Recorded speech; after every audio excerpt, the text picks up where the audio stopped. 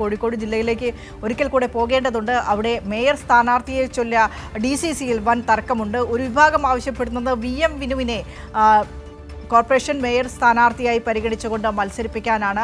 പക്ഷെ അതുമായി ബന്ധപ്പെട്ട് ചില ഇടച്ചിലുകൾ, ചില തെറ്റിദ്ധാരണകൾ, അതായത് ഒരു സമവായമില്ലാത്ത രീതിയിലേക്ക് കാര്യങ്ങൾ പോകുന്നു എന്നാണ് മനസ്സിലാക്കുന്നത്. PV കുട്ടനുണ്ട്. Kuttan, good morning.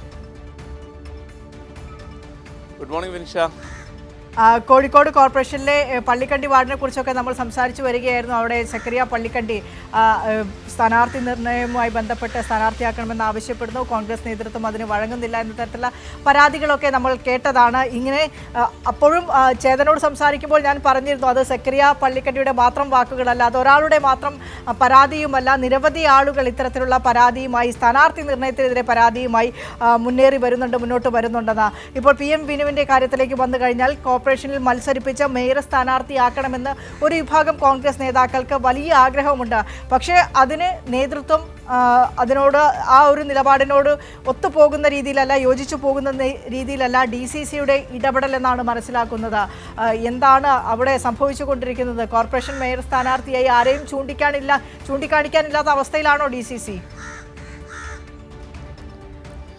വിനിഷ, നമുക്കറിയാം കോൺഗ്രസിനകത്ത് ഈ കോർപ്പറേഷനുമായി ബന്ധപ്പെട്ടും മറ്റ് തദ്ദേശ സ്ഥാപനങ്ങളുമായി ബന്ധപ്പെട്ടും സ്ഥാനാർത്ഥി നിർണ്ണയം തുടങ്ങിയ ഘട്ടം മുതൽ തന്നെ വലിയ അടിയായിരുന്നു. DCC ഓഫീസിനകത്ത് നടന്ന തമ്മിൽ തല്ല് ഉൾപ്പെടെ നമ്മൾ പുറത്തു കൊണ്ടുവരുന്നു, ആ വാർത്ത ഉൾപ്പെടെ നമ്മൾ പുറത്തു കൊണ്ടുവന്നിരുന്നു.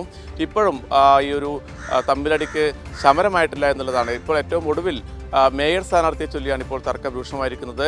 നേതൃത്വം, DCCയും സംസ്ഥാന നേതൃത്വവും ഒക്കെ ഇടപെട്ടുകൊണ്ട് VM വിനുവിനെ, മേയർ സംവിധായകനായ VM വിനുവിനെ മേയർ സ്ഥാനാർത്ഥിയായി അവതരിപ്പിക്കാനാണ് തീരുമാനിച്ചിരിക്കുന്നത്.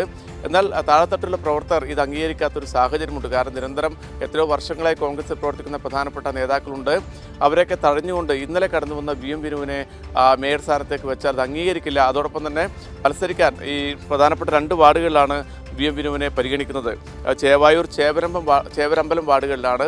ഈ വാർഡുകളിലെ പ്രവർത്തകരും അവിടുത്തെയുള്ള വാർഡ് കമ്മിറ്റി പോലും VM വിനുവിനെ അംഗീകരിക്കാത്തൊരു സാഹചര്യമുണ്ട്. ചേവായൂരിലെ നേതാക്കൾ പ്രധാനമായും പറയുന്നത് സ്ഥിരമായി ഇവിടെ പുറത്തു നിന്നുള്ള നേതാക്കളാണ് മത്സരിക്കുന്നത്. അതുകൊണ്ട് തന്നെ ഈ വാർഡിലുള്ളവർക്ക് അവസരം നൽകണം. കാരണം ഈ തദ്ദേശ തെരഞ്ഞെടുപ്പിലാണ് പ്രാദേശികമായ പ്രവർത്തകർക്കും നേതാക്കൾക്കുമൊക്കെ ഒരു മത്സരിക്കാനൊക്കെ ഒരു അവസരം കിട്ടുക.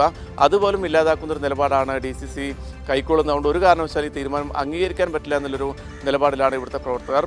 അതോടൊപ്പം തന്നെ പ്രധാനപ്പെട്ട നേതാക്കൾ PM നിയാസ്, ആദം മുൽസി, വിദ്യാ ബാലകൃഷ്ണൻ, ഷാജിറ റാഫത്ത് ഉൾപ്പെടെയുള്ള KPCCയുടെയും DCCയുടെയും ഒക്കെ പ്രധാനപ്പെട്ട ജനറൽ സെക്രട്ടറിമാർ ഉൾപ്പെടെയുള്ള നേതാക്കളുള്ളപ്പോൾ അവരെയൊക്കെ തടഞ്ഞുകൊണ്ട് എന്തിനാണ് VM വിനുവിനെ ഇങ്ങനെ കെട്ടിയിറക്കുന്നത് എന്നുള്ള ചോദ്യവും പ്രവർത്തകർ ചോദിക്കുന്നുണ്ട്. വിനിഷ, ശരി. ഏതായാലും കോഴിക്കോട് കോർപ്പറേഷനിൽ മേയർ സ്ഥാനാർത്ഥിയെ ചൊല്ലി DCCയിൽ വൻ തർക്കം, തമ്മിലടി തുടരുകയാണ്.